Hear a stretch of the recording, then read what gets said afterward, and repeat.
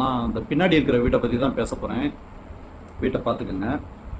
இந்த வீட்டை பற்றி என்ன சொல்ல போகிறேன்னா, இது வீடு சம்மந்தப்பட்ட பிரச்சனை இல்லை, இது மனித சமுதாயம் சம்மந்தப்பட்ட பிரச்சனை. இந்த வீட்டுக்கார் வந்து பார்த்தீங்கன்னா, இந்த ஃப்ளாட்டில் வந்து இவர் தான் ஃபஸ்ட்டு இடம் வாங்கி வீடு கட்டியிருக்கிறாரு. இப்போ 3 வருஷத்துக்கு மேலே இருக்கும், நான் பார்த்துட்ருக்கேன்.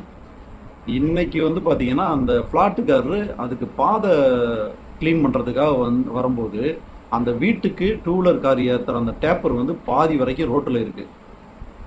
சின்ன இடமா வாங்கிட்டாரோ, வண்டி நிப்பாட்டுறதுக்கு போகிறதுக்கெலாம் இடம் இல்லையோ, ரோட்டில் தான் நிப்பாட்டணுமோ அப்படின்னு பார்த்தா, அவங்க வீடு வந்து நல்ல லென்த்தியான வீடு, நல்லா தாராளமாக ஒரு 4-5 குடும்பம் தங்கலாம் அந்தளவுக்கு வீடு கட்டுற அளவுக்கான இடம் இருக்குது. வீட்டுக்கு பின்பக்கம் வந்து தோட்டத்துக்கான இடம் ஒதுக்கியிருக்காங்க. ஆனாலும் கரெக்டாக ரோட்டு வரைக்கும் காம்பவுண்ட் சுவர் கட்டிட்டு வண்டி ஏறுற டேப்பரை வந்து ரோட்டு மேலே தான் கட்டியிருக்காரு. இது மாதிரி ஃபோட்டோ வீடியோஸ் நீங்கள் நிறைய பார்த்துருப்பீங்க மீடியாவில். நான் உங்களை எல்லாமே ஒரு கேள்வி கேட்குறேன்.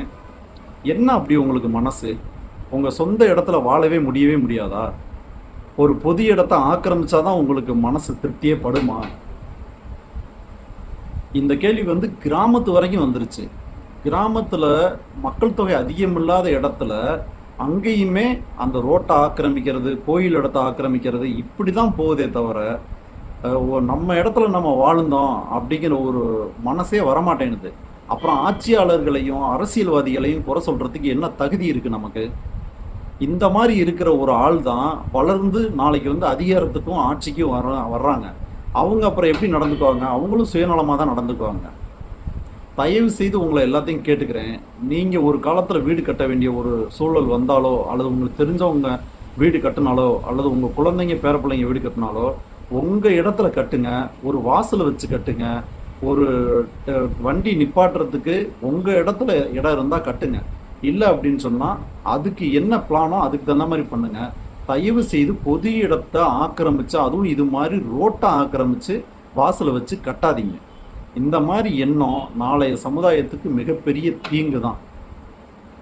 இப்போ அவங்கள்ட்ட என்ன வாக்குவாதம் பண்ணாங்க என்னன்னு தெரியல, ஆனால் பாதி வரைக்கும் இடிச்சு விட்டு போயிருக்கிறாரு.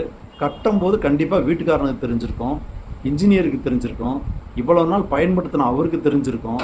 நாம் ஒரு பொது சொத்தில் தான் காரு வச்சு நிப்பாட்டுறோம், 2 வீலர் நிப்பாட்டுறோம் அப்படின்னு சொல்லிட்டு. தயவுசெய்து ஷேர் பண்ணுங்கள். ஒவ்வொருத்தவங்களும் தனித்தனியாக திருந்தும் போது தான் இந்த சமுதாயமும் திருந்தும்.